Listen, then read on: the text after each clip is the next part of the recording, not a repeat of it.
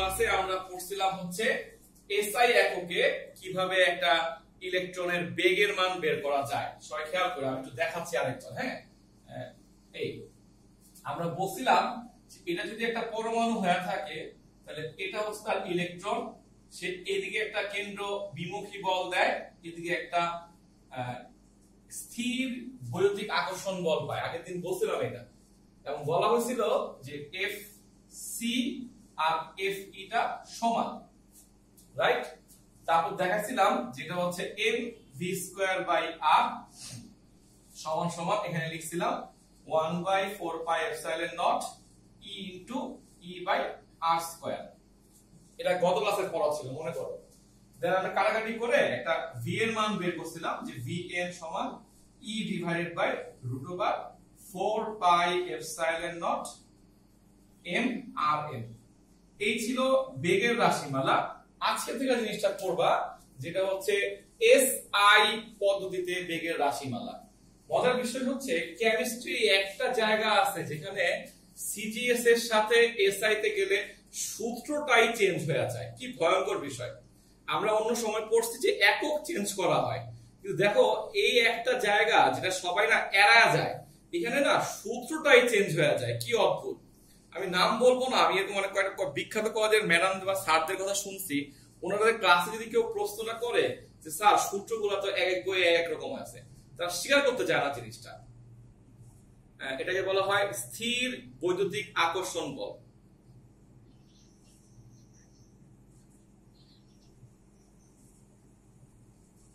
আচ্ছা, এটাকে বলা হয় স্থির বৈদ্যুতিক আকর্ষণ বল, যে প্রশ্ন করছিল আর কি। আচ্ছা, তো আমরা পড়ায় ফিরে আসি।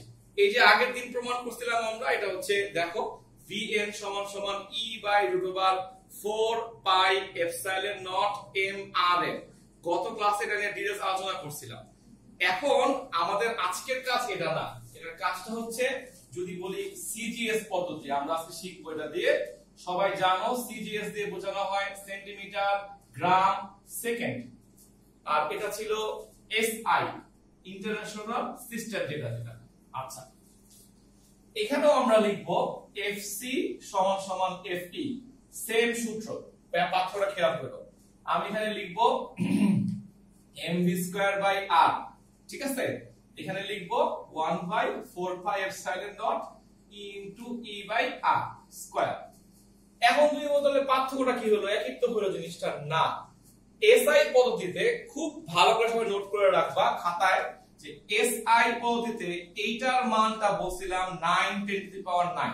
তোমাদের মনে আছে অবশ্যই, তোমরা এটা কুলম্বের বলে পড়ছিলাম 9 × 10⁹। মজার বিষয় হচ্ছে সিজিএস পদ্ধতিতে গেলে এটার মানটা হচ্ছে 1। তোমরা যারা অনেক কেমিস্ট্রি বই ঘাটতেছো তারা আজকের পরে ঘাটবা, দেখো তোমাদের সব কোশ্চেন সলভ হয়ে যাবে। যে যদি এটা বুঝে ফেলো যে এসআই পদ্ধতিতে যদি ম্যাথটা করতে যাই এটা হচ্ছে 9 × 10⁹, আর সিজিএস এ করতে গেলে এর মানটা হচ্ছে 1।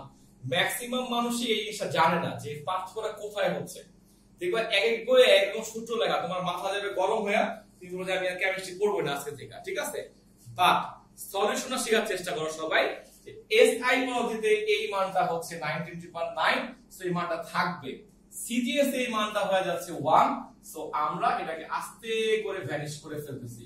সুন্দর করে নোট করে রাখো যে এইটার মানটা হচ্ছে 1। কেমন? আচ্ছা, গেল। এখন আমি যদি এখানে কাটাকাটি করতে যাই, একটু পরে লিখবো, এটা লিখো না। কাটাকাটি করি তাহলে একটা আর একটা বাদ গেল। আমার ভি এর মান চলে আসতেছে বর্গমূল করলে e divide by root over m r. দেখো এই দেখছো কি অদ্ভুত জিনিস? এটাকে আমি আর এন লিখি। হ্যাঁ, আর এন মানে এম, তো এটা ভি এন মানে এম। তো এই দেখো, দেখছো? এইটা দেখে তোমার মাথা খারাপ হয়ে যাওয়ার কথা না যে এটা হচ্ছে সিজিএস এর সূত্র, এটা হচ্ছে এসআই এর সূত্র। কেন আলাদা হইলো তার ব্যাখ্যা শেখানোর জন্য আজকে ক্লাসটা নিচ্ছি। সবাই এতটুকু শিখা রাখো যে একটা জায়গায় কনস্ট্যান্ট পদের মান হবে 9 × 10⁹, আরেকটা জায়গায় কনস্ট্যান্ট পদের মান হচ্ছে 1। এটা অনেকেই বলতে পারে না, ক্লিয়ার হয়ে লিখে রাখো এটা। এই কারণে একটা হচ্ছে এসআই, একটা হচ্ছে সিজিএস। আরেকটা কথা আমার মাথায় ঘুরতেছে, তুমি আমাদের কেমিস্ট্রিতে যে কোনো একটা নিয়ে ম্যাথ শিখলেই হবে, কোনো সমস্যা নাই। কিন্তু মজার বিষয় কি জানো? এই জিনিসটা কেন শেখাচ্ছি? ফিজিক্সের অধ্যায় 9 যখন আমরা পড়বো সেকেন্ড পেপারের, এই ম্যাথগুলো আবার তোমার জীবনে আসবে, তখন তোমাকে এসআই দিয়ে ম্যাথগুলো করতে হবে, ঠিক আছে? সো হোল ইন্টারমিডিয়েট লাইফে আমার দুই ধরনের সূত্রগুলো আমাকে ফেস করতে হবে। সো ঠান্ডা মাথায় একবার শিখে নিলে কাজটা শেষ।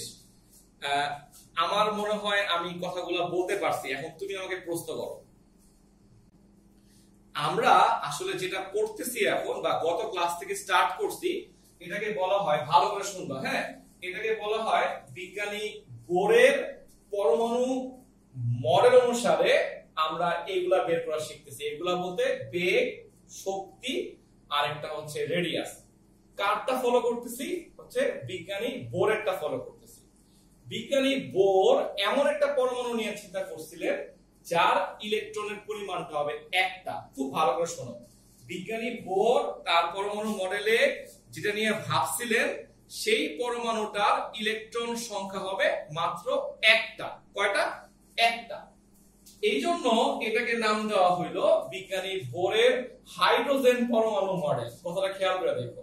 অর্থাৎ যদি কোনো কোশ্চেনে কোনো কিছু লেখা না থাকে তাহলে আমরা ধরে নিব এটা হচ্ছে হাইড্রোজেন নিয়ে আমি চিন্তা করতেছিলাম, এক নাম্বার। দুই নাম্বার, লিখে দেওয়া থাকে বিজ্ঞানী বোরের হাইড্রোজেন পরমাণু মডেল অনুসারে তুমি বেগের মান বের করো। কিন্তু এর পরবর্তী জিনিসের আপডেট হইলো, আরো আপডেট কিভাবে হইলো? বিজ্ঞানীরা দেখলো পৃথিবীতে তো পরমাণু একটা, ইলেকট্রন পরমাণু তো মাত্র একজনই, তাই তো পরমাণুর সংখ্যা চেঞ্জ হচ্ছে। তখন বিজ্ঞানীরা খেয়াল করো যে, সবাই দেখো, এইখানে একটা জেড গুণ করে দিল, এইখানে জেড গুণ করলো। নোট করে রাখো, জেডটা হচ্ছে পারমাণবিক ভর। অর্থাৎ একটা ইলেকট্রনের জন্য যদি এই হয় তাহলে পারমাণবিক ভর চেঞ্জ হইলে এই জেডটা এখানে গুণ হবে। অর্থাৎ মোট আধানের পরিমাণটা বের হচ্ছে এখান থেকে। এখন তুমি বলতে পারো কেমনে? যে আমরা যে প্রশ্নটা করলাম যে একটা নিউক্লিয়াসে কে কে থাকে, প্রোটন থাকে আর নিউট্রন থাকে, এদের যোগফলটাকে কি বলা হয়? পারমাণবিক ভর বলা হয়। সো যদি একটা ইলেকট্রনের জায়গায় একটা প্রোটন চিন্তা করো তাহলে প্রোটন সংখ্যা বাড়তেছে। এইজন্য আমরা যদি অনেক পরমাণু সংখ্যক বা অনেক একাধিক ইলেকট্রন বা প্রোটন সংখ্যা যদি কোনো জিনিস থাকে তার ক্ষেত্রে আমরা জেড দিয়ে গুণ করব। অর্থাৎ যদি তুমি জেড দিয়ে গুণ করে কাজটা করো তাহলে দেখো কি হয় জিনিসটা। রুট ওভার করবা, এখানে রুট ওভার জেড আসবে, এই আর কিছু না। আচ্ছা, আবার এখানে কি হবে? একটা জেড দিয়ে আমি গুণ করতে হচ্ছে, তাহলে এখানে রুট ওভার জেড আসবে, এই না?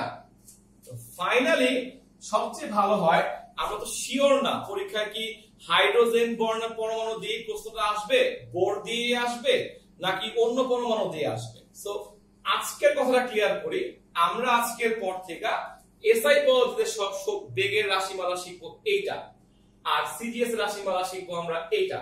আর মনে রাখবো এবং লিখে রাখবো এখন অবশ্যই, যদি দুটোর জন্য একই কথা, যদি কিছু বলা না থাকে জেড এর মানটা 1, যদি কিছু বলা না থাকে জেড এর মানটা হচ্ছে 1। দুই নাম্বার, যদি বলা থাকে বোরের হাইড্রোজেন পরমাণু মডেল অনুসারে লেখো তাহলে জেড এর মানটা 1। আর তিন নম্বরে লিখে রাখবা যদি কোনো পরমাণুর নাম লিখে দেয়, বললো সোডিয়াম, তখন লিখবা 23, রুট ওভার 23, বললো তোমার ক্যালসিয়াম, রুট ওভার 40। পারমাণবিক ভর, জেডটা কিন্তু পারমাণবিক ভর, ওকে?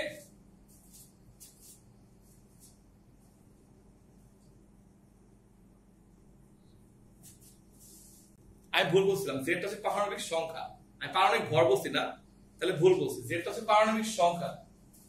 আচ্ছা সরি, আমি খেয়াল করি না, যেটা পারমাণবিক সংখ্যা আমি ভুল বলতেছিলাম, তাই তো? মানে জিনিসটা হচ্ছে যদি হাইড্রোজেন হয় তাহলে একটা ইলেকট্রন, যদি সোডিয়াম হয় তাহলে কতগুলো ইলেকট্রন, তাহলে এটা পারমাণবিক সংখ্যা। আমি ভুল বলতেছিলাম, ঠিক করো সবাই। আমি আগে তাহলে ভুল করাইছি রে, আচ্ছা খেয়াল আসছিল না, বলতে হবে তাহলে এটা পারমাণবিক সংখ্যা, পারমাণবিক ভর না। মানে আমরা যদি পয়েন্ট নাম্বার 2 তে বলি যে আমরা রেডিয়াস বের করতে যাচ্ছি, তাহলে আগের দিন যে ক্লাসটা আমরা করছিলাম তাতে এই জেডটা ছিল না। কেন ছিল তার ব্যাখ্যা দিলাম, যে বোরের কথা ফলো করতে গেলে জেডটা আসলে 1, কিন্তু এখন যদি সব পরমাণুর জন্য বের করতে যাই তাহলে এই হলো রুট ওভার জেডটা, এই যে জিনিসটা আসলে দেখো। অর্থাৎ তুমি আজকের পর থেকে রেডিয়াস বলতে গেলে এটা শিখবা, এটা জেড দিয়ে শিখবা। যদি পরের কথা বলা থাকে বা কিচ্ছু না বলে z এর মানটা 1 ধরে নিবা, এই হলো জিনিসটা। তাহলে z এর মান 1 বললে কি আগেরটা আসলো না? দেখো n square h square epsilon nought pi m e square, দেখো মানটা আসছে কিনা, ঠিক আছে? এটা আসছে দেখো। সো বাম দিকেরটা হচ্ছে সিজিএস এর জন্য, দেখো সবাই মিলে দেখো, দেখো পার্থক্য কিন্তু এখান থেকেই হচ্ছে। আমি এখানে বেগের মান বলেছি এটা, বেগের মান বলেছি এটা, সো পার্থক্যটা কিন্তু এখান থেকে তৈরি হয়ে গেল এই। আর আবারও বলতেছি, যদি কোনো পরমাণুর কথা বলা থাকে তো z এর মানটা 1 ধরে, মানে 1 ধরে নিবা, না বলা থাকবে।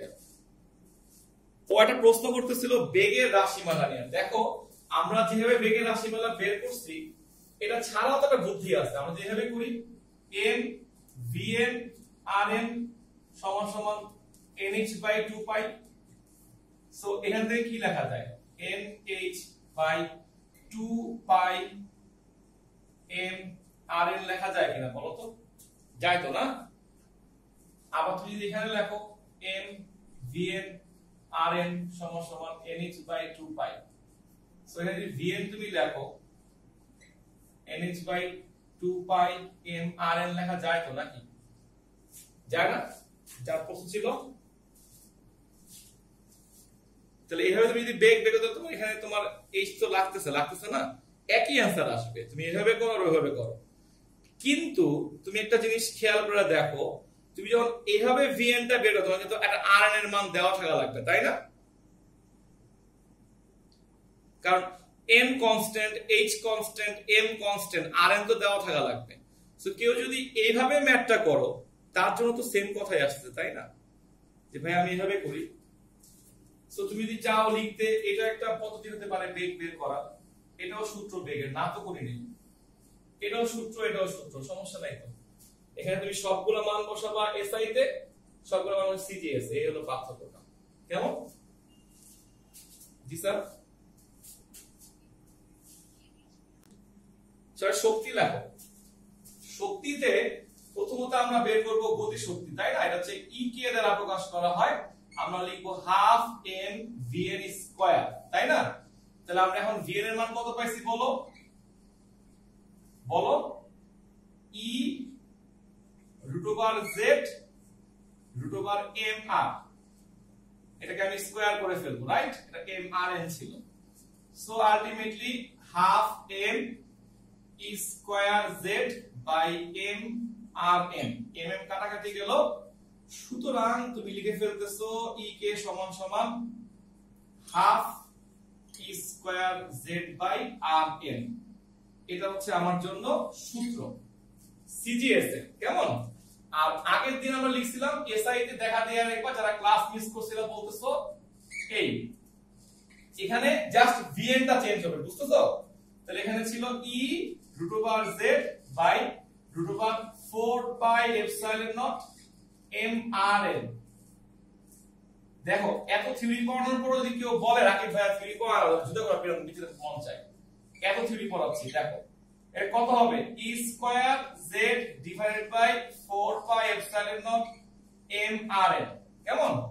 তাহলে m কাটা গেছিল, এই দেখো আমরা আগের দিন পাইছিলাম এইটা e স্কয়ার z 2, এটা হচ্ছে 8 পাই এপসাইলন নট rn। যারা আগের দিন ক্লাস করছিল দেখো এখানে জেডটা ছিল না, রাইট? জেডটা এখানে আসছে, আর কিচ্ছু না। এই হলো পার্থক্যটা। আগের দিন ভাইয়া বলছিলাম বোর্ডেরটা অনুসারে জেডটা 1 হয়ে গেছিল, এখন বলতেছি আধুনিকটা বলতেছে জেডটা এখানে আসবে। এই হলো পার্থক্যটা, দেখো। আর এখানে 8 তুলে ফেলো সবাই যোগ করো।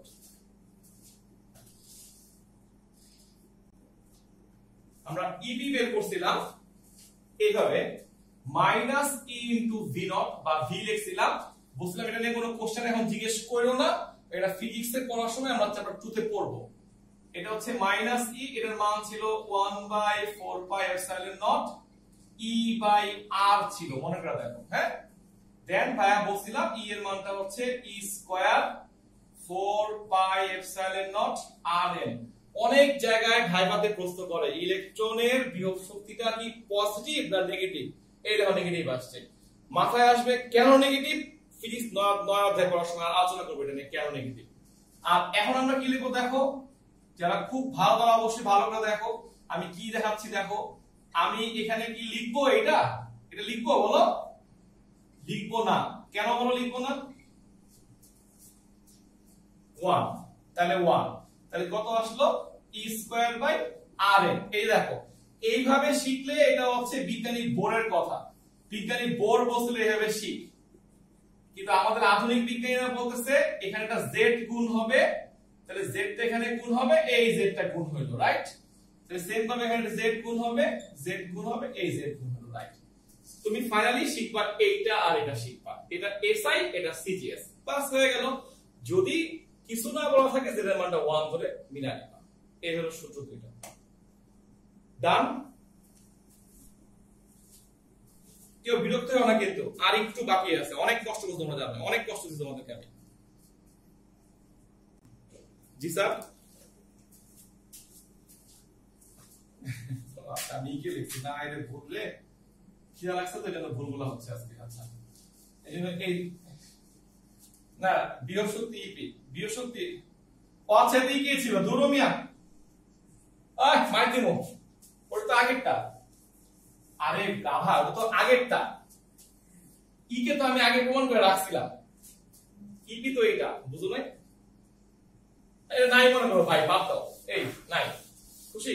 এই পর্যন্ত প্রমাণ করছিলাম আমি, তো সূত্রের মানগুলো মুখস্থ রাখতে পারছি, লিখছি। আচ্ছা, এবার লেখো ই কে প্লাস ইপি লেখো, এটা সিজিএস এ লিখতেছি। হ্যাঁ, সিজিএস এ লেখো, যোগ করলে কি হয়? আর রাফি বল, ই কে ছিল বল, আমি ভুলে গেছি। রাফি ই কে কি ছিল সিজিএস এ? ই স্কয়ার জেড বাই, এটা ছিল নাকি দেখতো, এটা না কই গেল? আচ্ছা, আর ইপি ছিল এইটা, এই। হ্যাঁ,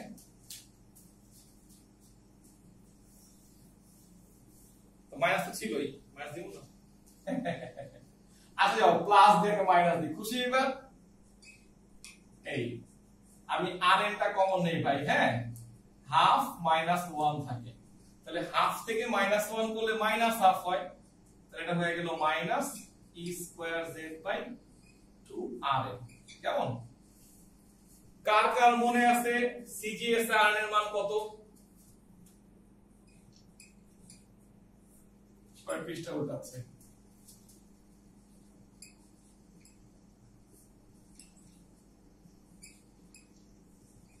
কি ছিল এই? যেমন সবাই ঠিক আছে কিনা লেখাটা? তাহলে আমি কারাগারি খেলো, 2 দিয়ে কাটলে এটা 2 হয়, উপরে দিয়ে পুরোটা minus 2 pi E to the power 4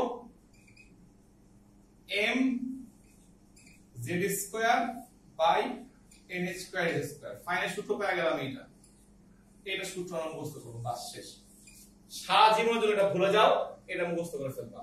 minus 2 pi E to the power 4 M Z square N square S square ছিল এটা। ওকে, এটা হচ্ছে 4 পাই পাই ওইখানে এন স্কয়ার ছিল, তাহলে এন স্কয়ার থাকবে, হয়ে গেল। ওকে,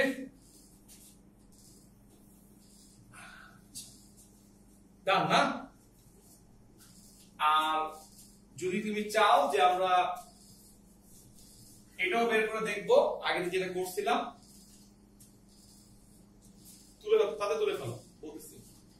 তাহলে আমি এখানে লিখি en সমান সমান ek প্লাস ep ছিল, ফাইনালি আসবে হচ্ছে minus m to the power 4 z square by 8 n square square 8। এমন থেকে আসবে।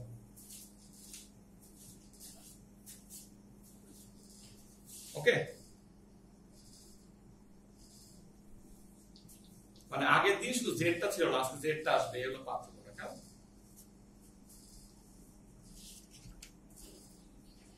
এটা এসআই ডান দিকে, এটা এসআই এর।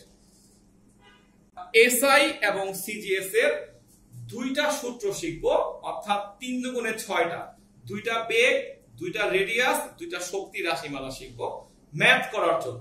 আর কেউ যদি চাও যে ভাই আমার খুব কষ্ট হচ্ছে, তাহলে আমি তাকে বলবো তুমি যে কোনো একটা, তাহলে সিজিএস টাই শিখো, এসআইটা বাদ দিয়ে দাও, অথবা এসআই শিখো সিজিএস টা বাদ দিয়ে দাও।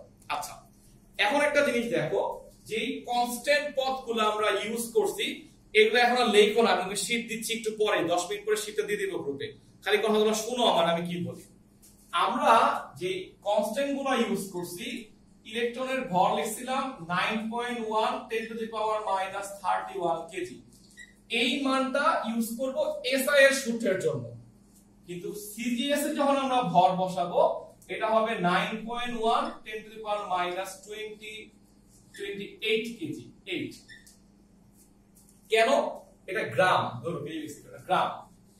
ওকে, অর্থাৎ আমরা দুইটা মানই জানি, এটা ক্যালকুলেটরে সেভ করা আছে, আমরা সবাই জানবো কেজি কে 1000 দিয়ে গুণ করলে সেটা গ্রাম হয়। শেষ, এটা হয়ে গেল। তো কেউ যদি এসআই পারো সে সিজিএস ও পারবা, কেউ সিজিএস পারলে এসআই ও পারবা, কেজি কে 1000 দিয়ে গুণ করলে গ্রাম হয়, কাজ হয়ে গেল। পাইয়ের মান যখন ইউজ করবা দুই ক্ষেত্রে একই ইউজ করবা 3.14, যাতে কোনো ঝামেলা যেন না হয়। কেমন? পাইয়ের মান সবসময় 3.14। আচ্ছা, ই এর মানে আসো, ই ছিল 1.6 10 টু দি পাওয়ার -19 কুলম্ব। রাফির অ্যানসার দিচ্ছি, হ্যাঁ। ই এর মান হচ্ছে কুলম্ব, এসআই পদ্ধতিতে চার্জের একক হচ্ছে কুলম্ব। সিজিএস পদ্ধতিতে এটার মান হবে 4.8 10 to the power -10 ESU. Issue বলো না আবার, ইএসইউ। অর্থাৎ নোট করে ফেলো, এটা লিখে রাখো, সিজিএস পদ্ধতিতে চার্জের একক হচ্ছে ইএসইউ, ফুল মিনিংটা হচ্ছে ইলেকট্রোস্ট্যাটিক ইউনিট, ইলেকট্রোস্ট্যাটিক ইউনিট। ওকে, এবং নোট করে রাখো কুলম্বকে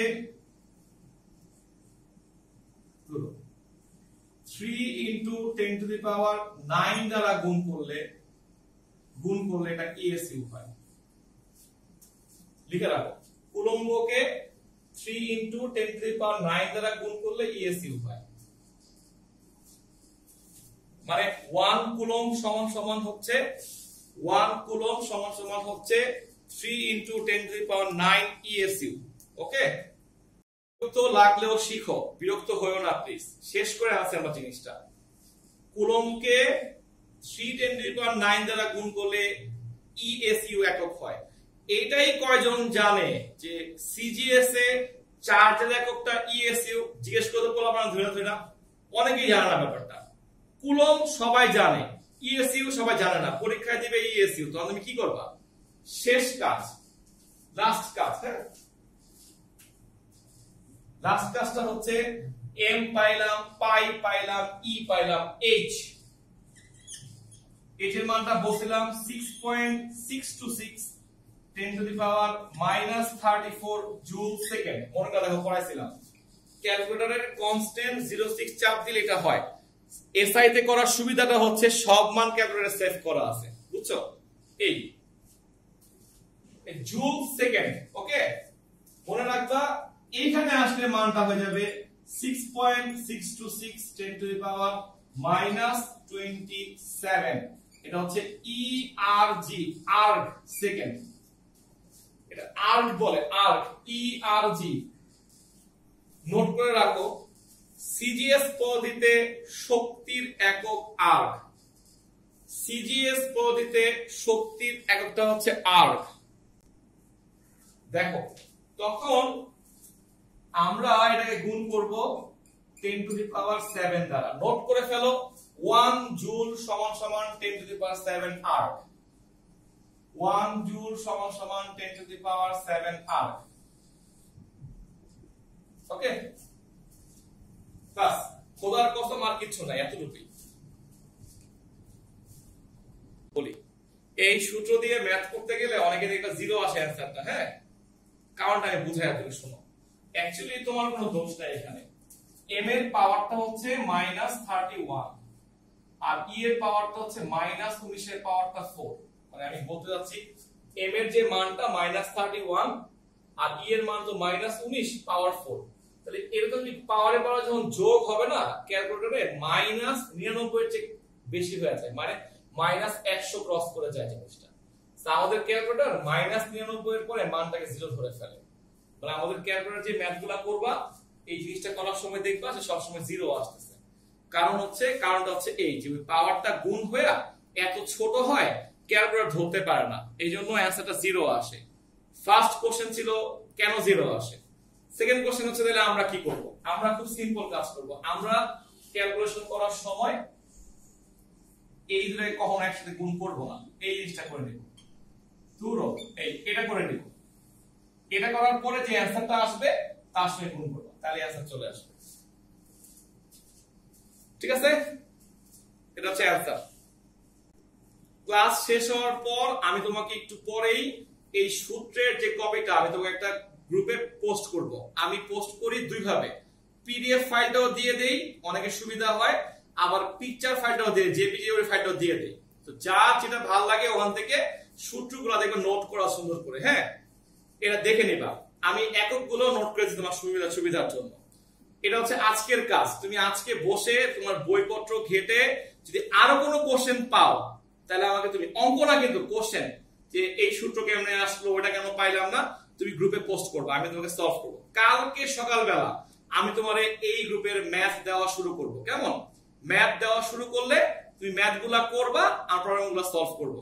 এটা সোমবার পর্যন্ত ওয়েট করবো না, আমরা কাল থেকে ম্যাথ করা শুরু করতেছি। আচ্ছা ঠিক আছে, এই হচ্ছে কথা। কোন ওয়াসি তোমার, এক মিনিট, ওয়াসি তোমার বই কোনো সমস্যা না, হাদিস স্যারের বই চলবে আমাদের। হ্যাঁ বলো, প্রশ্ন বলো।